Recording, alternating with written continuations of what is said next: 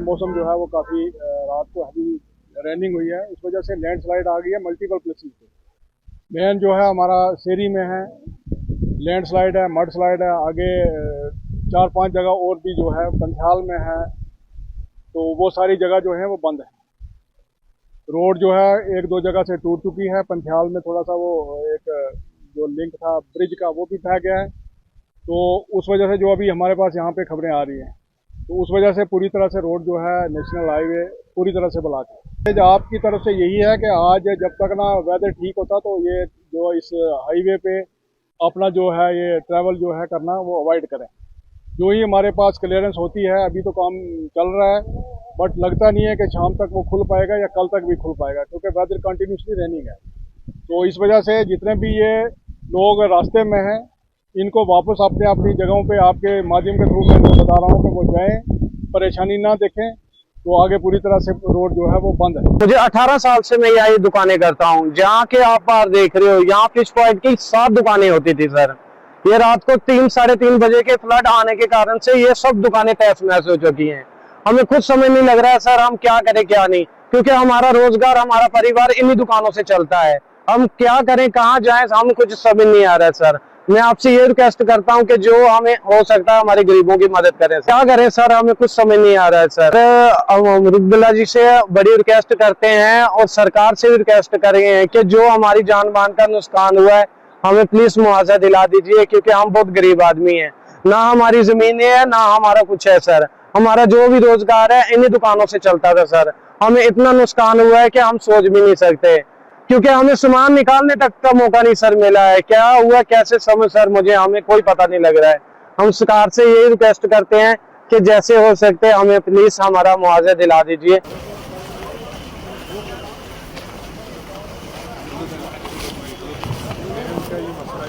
जगह नहीं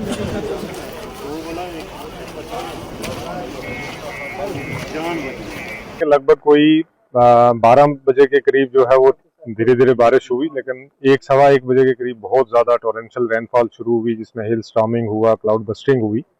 तो जिसकी वजह से जो है वो नेशनल हाईवे भी जो है 3-4 जगहों से क्लोज हुई, जैसे डलवास से, रामबन मेन से, सेरी से, पंथियाल से।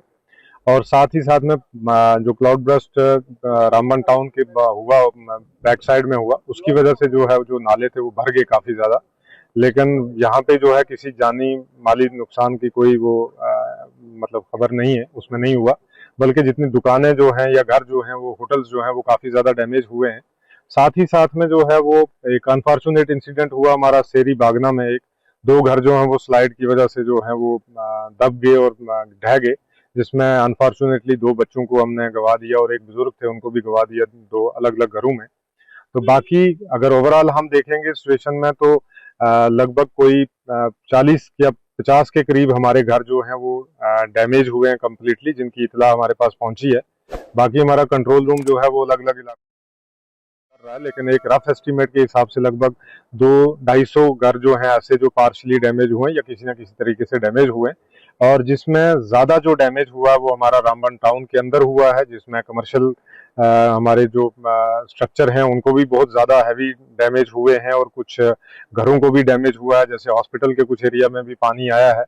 तो इन सारी जगहों पे जो है वो हमारी पूरी डिस्ट्रिक्ट एडमिनिस्ट्रेशन की टीम है, जिसमें मैं हूँ, हमारे एसएसपी साहब हैं, हमारी एसडीआरएफ की टीम है, नेशनल हाईवे की टीम है, एनडीआरएफ की टीम जो है वो ऑन वे है।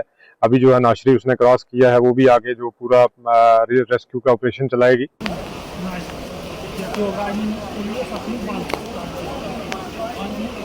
रामबन में हुआ है, बहुत सख्त नुकसान हुआ। अभी तक तो 3 लोगों की मरने की खबर आई है। कई गाड़ियां जो हैं वो पहाड़ के नीचे दब गई हैं। उसके साथ साथ जबरदस्त नुकसान वहां हुआ है। एक पुल जो था टनल से निकल के वो पुल भी गायब हो गया है और बानिहाल में भी जबरदस्त नुकसान हुआ है। इसीलिए आज वो भी दौड़ गए हैं, अभी मंत्री डिप्टी चीफ मिनिस्टर और मुख्यमंत्री भी जाने वाले हैं और दूसरे भी जाने वाले हैं कि वहाँ की कश्मीर से भी हमारे मंत्री आ रहे हैं, वो पहुँच गए होंगे वहाँ बानिहाल, उसके बाद ये रामबन पहुँचेंगे कि जितनी भी सहायता हमसे हो सकती है, क्योंकि ये डिजास्टर है। इस डिजास्टर को मैनेज करने के लिए हमने मरकज से भी गुजारिश की है कि वो भी इसमें हमारी मदद करें कि इन लोगों को जो नुकसान हुआ है उसका किसी हद तक हम पूरा कर सकें।